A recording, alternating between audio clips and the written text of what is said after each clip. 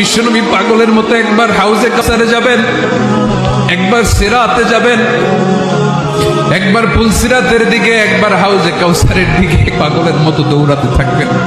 তার কোনো গুনাহগার উম্মত যাতে জাহান্নামে ঢুকে না যায়, সেদিন কেউ সুপারিশ করতে পারবে না বিশ্বনবী ছাড়া।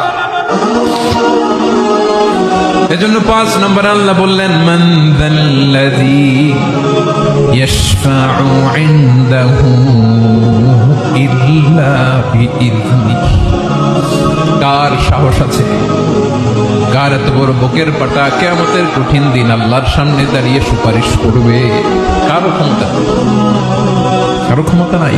বিশ্বনবী সেদিন সেজদায় পড়ে উম্মতের জন্য কাঁদবেন, সবাই কাঁদবে, নফসি নফসি, আল্লাহ আমারে বাঁচাও, আল্লাহ আমারে বাঁচাও। বিশ্বনবী বলবেন, উম্মতি উম্মতি।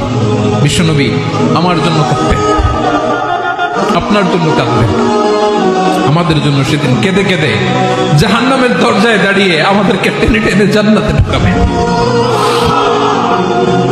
এজন্য এই বিশ্বনবীর ভালোবাসা যেন আমাদের হৃদয়ে ভরপুর থাকে। আমার ভাইয়েরা, প্রতি শুক্রবার বিশ্বনবীর উপরে বেশি বেশি যেন আমরা দুরূদ পড়ি। আমরা যখন বিশ্বনবীর সালাম দেই, দুরূদ পড়ি,